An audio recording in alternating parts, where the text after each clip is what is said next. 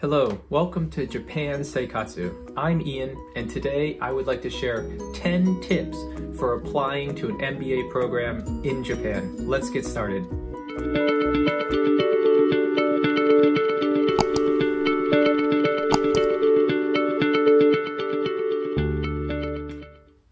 As background, I got my MBA in Japan, and I've done videos on why Japan for an MBA and also how I chose my MBA program in Japan. So if you're curious, please take a look at the links below and you can watch that content. I would also like to say that while this is for people applying to MBA programs in Japan, I think it's largely applicable to people that are also applying to undergraduate programs in Japan or other graduate programs in Japan. So please do stay tuned if you fit in that camp. And also, I have chunked these 10 tips into 2 categories. So the first 5 are what I would focus on first, and the final 5 are what I would focus on last.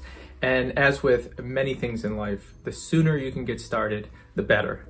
Well, let's get started with tip number 1, which is to explore the scholarship options. So MEXT program is one that comes to mind. I had a classmate at my MBA program that was a MEXT scholar, and it was a huge help to defraying the costs of the MBA program. So preparing your finances are going to be an important ingredient for success. That includes bulking up your savings. That includes access to capital, loans if you need, and of course scholarships, which are probably the best of all 3 categories when you can secure a scholarship. So I would get started early. The timelines for these are long. Often there's applications that you really want to focus time and effort on. So tip number 1 is educate yourself on all of the opportunities out there for scholarships. Tip number 2 is complete the GMAT as soon as possible. For me personally, that was the most painful part of the entire process. I've been asked by the community, what GMAT score do I need to get? Well, I've looked at the different websites of different MBA programs. Some of them list their average GMAT scores, some do not. But from the data that I looked at, you're looking at an average range of about 550 to 650. On the Hitotsubashi ICS website, the average is 637. So that gives you a ballpark figure to aim for. And remember that half of the people scored below, half of them scored above. So if this is one of your strong points and you can get a very strong score, it's definitely going to help. It's going to help with gaining admission, and it's also going to help with possibly earning scholarships. So it's something that you should definitely be investing time in. But the reason I say you should do this first is because I feel that it's, first of all, a lot of these schools, you can take this test and you can use the scores 3 years, 4 years, 5 years later. So just get it out of the way early so that you can focus on the main task at hand, which is applying for the MBA program. And it's going to consume a lot of time. So if you can just get that out of the way earlier, the more you can focus on other parts of the application, which I think are more important longer term.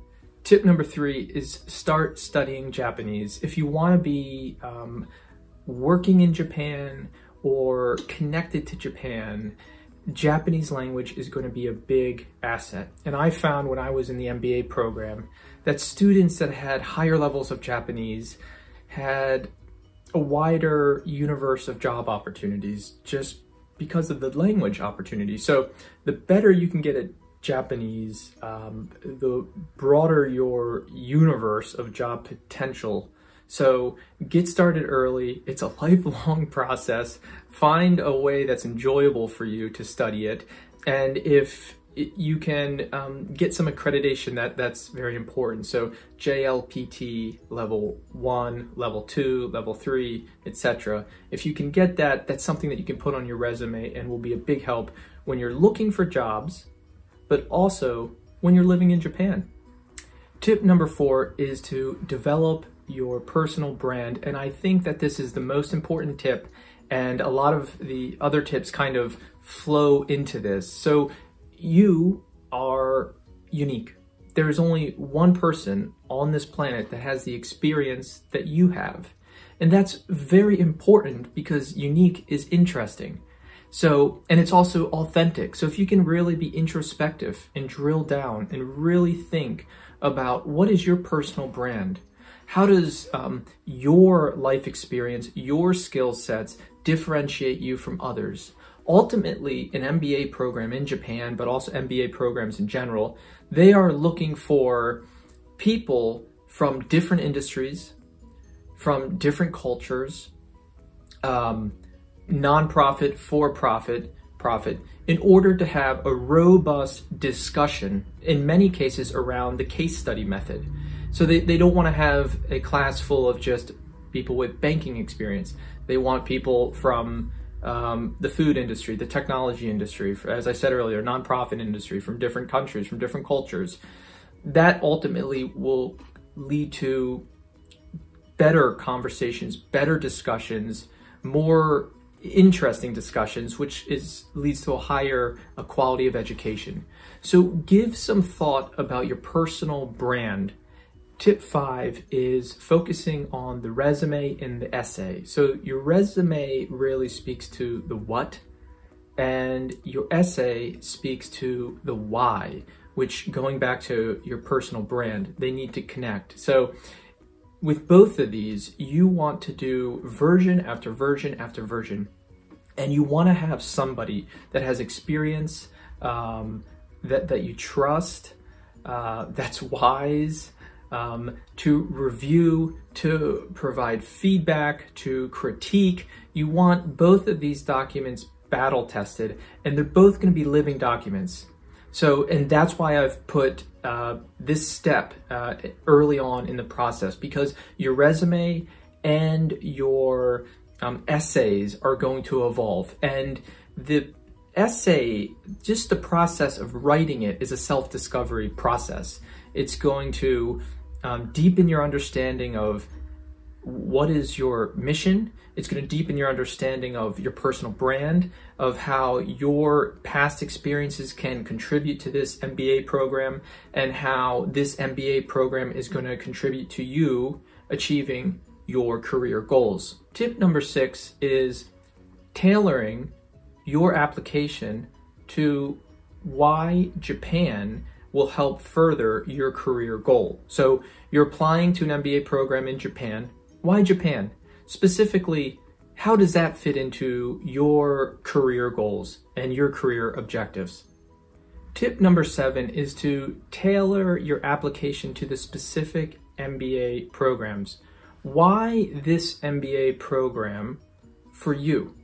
And to do this successfully, you need to research about the school, not only what's on the website or different forums, but if you can, reach out to students, reach out to alumni. If you can speak to them to learn more about the school, to get a better understanding of what it's like, that is very important. Each school wants to know, why are you applying to our program? And it's also important to make this investment a success for you. If you're applying to a school that has deep expertise, well-trained faculty in marketing, but if your passion is, let's say, finance, maybe you should be applying to a different program. So make sure that you tailor your application to the program, which means doing the research. Also, that means following that school's outline of what they want in the application. In Japan, details are so important. So make sure that you go to the website, you download the application, and that you're providing everything that you need to provide.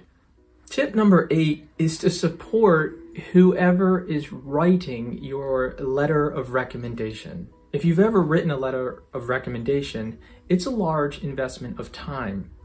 And you want to make that as easy as possible for the individual that's helping you. So you want to make sure that you find somebody that you trust, a mentor, somebody that knows you well, somebody that knows your strengths, somebody that has seen your contributions. at the same time, you want to make their job as easy as possible. So you want to provide them with bullet points for how you've contributed to the organization, projects that you've helped with, areas or examples where you've led, which is very important. MBA programs are trying to develop leaders. And if you have any hidden talents that are relevant, right? Riding a unicycle is a great talent, or juggling, but it may not be relevant to getting an MBA in Japan.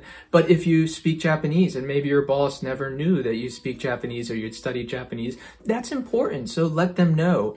And also outline for them why you're choosing an MBA in Japan and how that furthers your career goal. So this will not only make their job easier when they're writing your recommendation, it'll not only result in a better letter of recommendation, but it also will be consistent with the messaging that you're delivering in your resume, in your essay. They're going to hear some of the same talking points, which is important to have a consistent message with your application. Tip number 9 is to use your weakness as a strength. So all of us have weaknesses, and a lot of us, especially I think when we're younger, we sometimes allow this fear of our weakness to stop us from moving forward. So for me, I did not have a background in finance, but one of my career objectives was I wanted to work in finance in Japan. And also when I took the GMAT, I didn't do as well on the math portion of the GMAT. So I had this weakness, and it was an area that I wanted to improve. And so I wove that into my application. I wove that into my interview that, listen, I'm not quite strong in finance. I don't have much background in finance, and I didn't take a lot of finance courses in undergrad, but that's exactly why I'm applying to this MBA program. I want to take statistics. I want to take corporate finance. I want to take accounting. I really want to beef up this part of my resume that is a bit weak at the moment. So you take a weakness and you turn it into, this is a reason why I'm coming to you for my MBA program. And it's no longer a weakness. It's your reason for why you're applying. So look at yourself and where are areas where maybe you're not that confident about. Try to flip it upside down. Here's an opportunity to maybe bolster those areas. Tip number 10 is practice your interview. The more times you practice, the better you will be. So make sure you practice. You can practice with friends, with a colleague, with a mentor, somebody that you trust, and the more times, the better. And one other thing, I did many interviews when I was applying to MBAs, is I remember there was one MBA program I was applying to, and I was asked a question that I didn't understand, but I was too afraid to say, what do you mean by this? Or could you explain a little bit more what you mean here? And instead, I tried to just answer it without fully understanding the question that was being asked. I didn't get into that MBA program. And I think in hindsight, that was a test. I think they were throwing in, a difficult question to see how I would react. Would I ask for clarification, or would I just try to, fumble my way through it? And I chose, because I was nervous, just let me try to answer it. So if you do get a difficult question, it's okay to ask for clarification. So again, the most important piece of advice for the interview, though, is to practice, practice, practice. Okay, well, I hope this was helpful. I'm going to be doing more videos on content related to life in Japan, working in Japan. So please be sure to click like and to subscribe if you like this content. We're building a community here at Japan Seikatsu, which is connected to Japan. So thank you for your time and best of luck on your application for an MBA program in Japan. Take care.